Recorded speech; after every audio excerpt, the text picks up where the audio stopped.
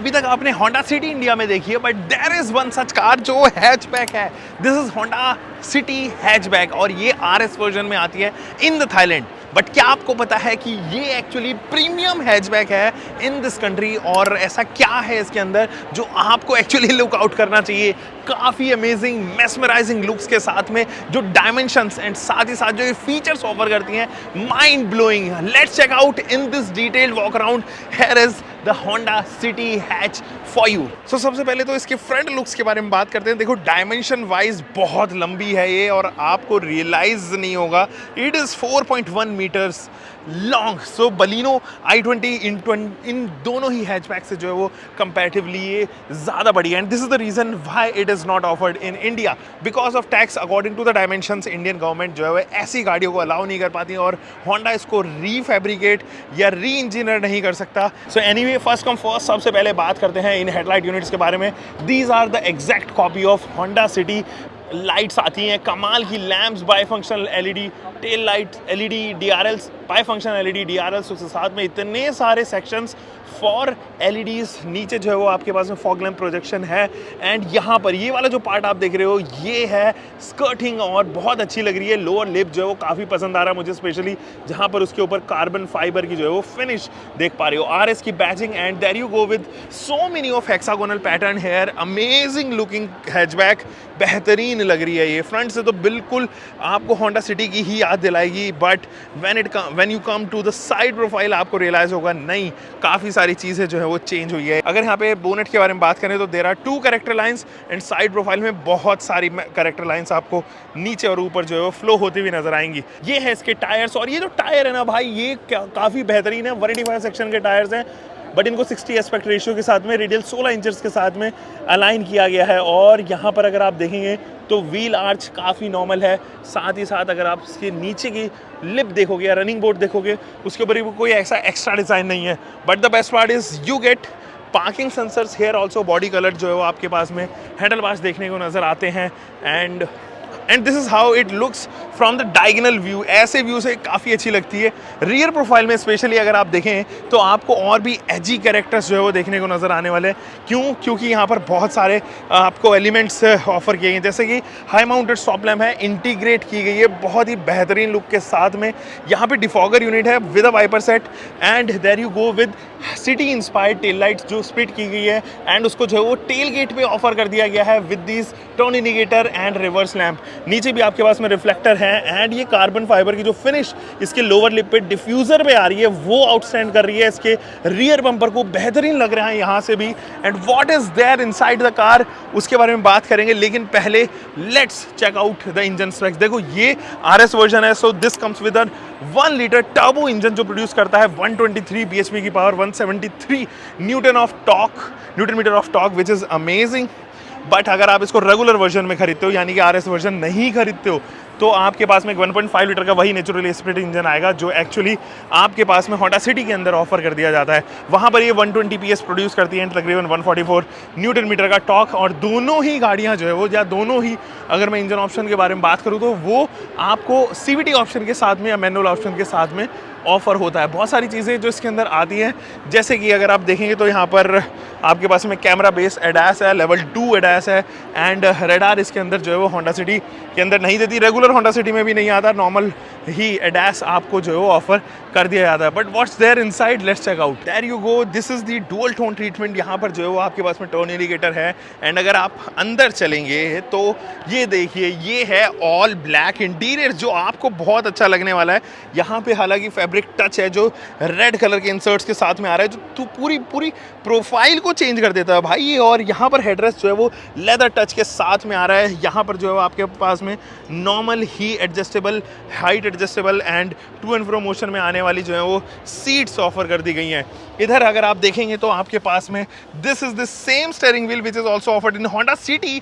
Left side में जो controls हैं वो आपको इंफोटेनमेंट सिस्टम से रिलेटेड कंट्रोल्स नजर आएंगे, जबकि राइट साइड के जो कंट्रोल्स हैं वो इंस्ट्रूमेंट क्लस्टर के ऑफर कर दिए गए हैं। बीच में आपके पास में हॉर्न है एंड नो फ्लॉट बॉटम, तो थोड़ा सा आपको स्ट्राइक जरूर होगा बट आप इसको हाइट एडजस्टमेंट के साथ में एडजस्ट कर सकते हो। What is there on the steering wheel, यहाँ पर लेदर टच है, लेदर यहाँ पे थ्रेड्स हैं, साथ ही साथ लेदर टच है और प्रीमियम आपके पास में जो है वो यहाँ पर एनालॉग ही ऑफर कर दिए गए हैं। बट यहाँ पे रेड इंसर्ट्स आने की वजह से थोड़ा और एक्स्ट्रा टेक्सचर एंड एलिमेंट जो है वो through out instrument cluster offer करता है। यहाँ पे आपके पास में इंजन स्टार्ट स्टॉप बटन है, इधर जो ब्राइटनेस लेवलर जैसे आप इंडिया स्पेक सिटी में भी देखते हो, और ये पूरा पैनल जो है वो इंडिया स्पेक सिटी से ही इंस्पायर्ड है। यहाँ पर अगर आप देखेंगे पियानो फिनिशिंग है, एसी के वेंट्स हैं, यहाँ पे पियानो फिनिशिंग है। There you go with the automatic climate control and ये जो डिजिपैड आप देख रहे हो ये 2 मेरे ख्याल में 3.0 अब हो गया होगा। वैसे तो डिजिटपैड बुलाते हैं, लेकिन इस बार जब होंडा सिटी में लॉन्च हुआ था तो उन्होंने कुछ नाम वगैरह इसका नहीं दिया। इट इज़ बेसिक, बहुत ज़्यादा इसके अंदर चीज़ें नहीं है, लेकिन एंड्रॉइड ऑटो एप्पल का आप को ये सपोर्ट जरूर करता है।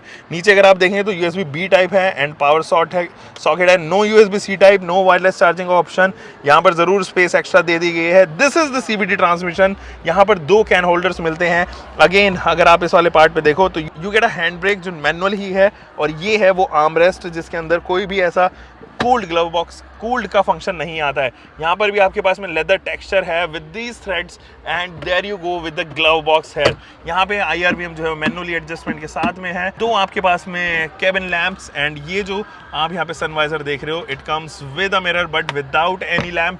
यहाँ पर भी सनवाइजर जो है वो with a mirror but without any lamp जो है वो ऑफर किया गया है। ओवरऑल डैशबोर्ड का जो डिज़ाइन है दैट इज़ गुड, अच्छा लगता है। अभी भी डेटेड नहीं हुआ है, काफ़ी टाइम हो चुका है जबकि होंडा सिटी को आए हुए, लेकिन overall it is a good dashboard unit. यहाँ पर अगर आप देखोगे तो आपके पास में दोनों ही साइड पैडल शिफ्टर, ऑब्वियसली दोनों साइड होंगे, तो पैडल शिफ्टर्स भी ऑफर कर दिए गए हैं। वैसे Hondas are one of the first in the segment जो पैडल शिफ्टर्स ऑफर करती थी। जैज़ के टाइम से होंडा के पास में जो है वो पैडल शिफ्टर्स थे।